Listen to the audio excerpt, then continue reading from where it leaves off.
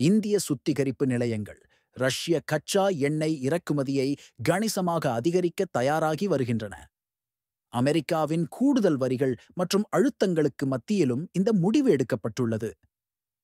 Russia வழங்கும் கவர்ச்சிகரமான தள்ளுபடிகள் இந்த அதிகரிப்புக்கு முக்கிய காரணமாகும். முன்னாள் டொனால்ட் ட்ரம்ப் நிர்வாகம் இந்திய பொருட்களுக்கு 50% கூடுதல் வரிகளை விதித்தது. ரஷ்ய எண்ணெய் கொள்முதலை குறைக்கும் நோக்கில் இந்த நடவடிக்கை எடுக்கப்பட்டது. இருப்பினும் இந்தியா தனது கொள்முதல் விலை அடிப்படையிலானது என தொடர்ந்து வலியுறுத்தி வருகிறது. அமெரிக்காவுடனான பேச்சுவார்த்தைகளின் போது இந்தியா கூடுதல் அமெரிக்க எரிசக்தியை பெறுவதில் ஆர்வம் காட்டியது. ஆனால் ரஷ்யாவுடனான வர்த்தக உறவுகளை துண்டிக்க மறுத்துவிட்டது. இது இந்தியாவின் சுதந்திரமான வெளியுறவுக் கொள்கையை பிரதிபலிக்கிறது. ப்ளூம்பெர்க் அறிக்கையின்படி நவம்பர் மாதத்திற்கான ஒரல்ஸ் கச்சா எண்ணெய் டேட்டட் பிரெண்ட் விலையை விட பீப்பாய்க்கு 2 முதல் $2.50 தள்ளுபடியில் கிடைக்கிறது. இது மிகவும் கவர்ச்சிகரமான சலுகையாகும். முந்தைய ஜூலை மற்றும் ஆகஸ்ட் மாதங்களில் தள்ளுபடிகள் பீப்பாய்க்கு $1 மட்டுமே இருந்தன. அப்போது ரஷ்யா உள்நாட்டு தேவைகளில் கவனம் செலுத்தியதால் கச்சா எண்ணெய் கிடைப்பது குறைவாக இருந்தது. தற்போதுள்ள தள்ளுபடிகள் இந்திய சுத்திகரிப்பு நிலையங்களுக்கு பெரும் லாபத்தை அளிக்கின்றன.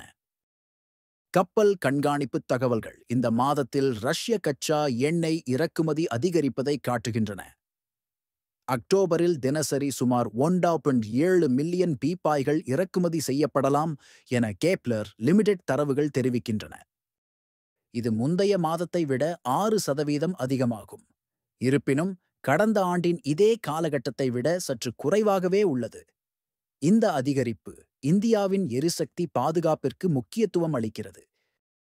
தள்ளுபடி செய்யப்பட்ட ரஷ்ய கச்சா எண்ணெயை வாங்குவது குறித்த இந்திய சுத்திகரிப்பு நிலையங்களின் எதிர்கால நிலைப்பாடு நிச்சயமற்றதாகவே உள்ளது. அமெரிக்காவுடனான தொடர்ச்சியான பேச்சுவார்த்தைகள் இதில் தாக்கத்தை ஏற்படுத்தலாம்.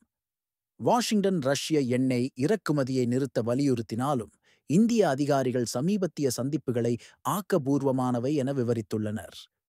இந்த சந்திப்புகள் இரு நாடுகளுக்கும் இடையிலான உறவின் சிக்கலான தன்மையை எடுத்துக்காட்டுகின்றன. இந்தியா தனது தேசிய நலன்களுக்கு முன்னுரிமை அளித்து வருகிறது. இதற்கிடையில் இந்தியாவின் அரசுக்குச் சொந்தமான சுத்திகரிப்பு நிறுவனங்கள் மத்திய கிழக்கு மற்றும் ஆப்பிரிக்க தேசிய எண்ணெய் நிறுவனங்களுடன் பேச்சுவார்த்தைகளை தொடங்கியுள்ளன.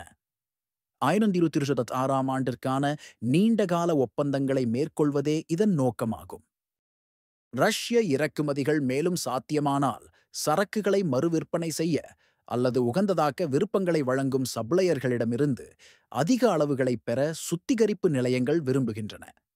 இது இந்தியாவின் எரிசக்தி ஆதாரங்களை பல்வகைப்படுத்தும் உத்தியின் ஒரு பகுதியாகும்.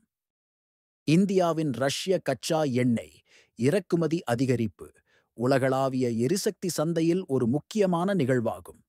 இது புவிசார் அரசியல் அழுத்தங்களுக்கு மத்தியிலும் பொருளாதார நலன்களுக்கு இந்தியா அளிக்கும் முக்கியத்துவத்தை வெளிப்படுத்துகிறது. இந்த நகர்வுகள் உலகளாவிய வர்த்தக மற்றும் எரிசக்தி கொள்கைகளில் குறிப்பிடத்தக்க தாக்கங்களை ஏற்படுத்தும்.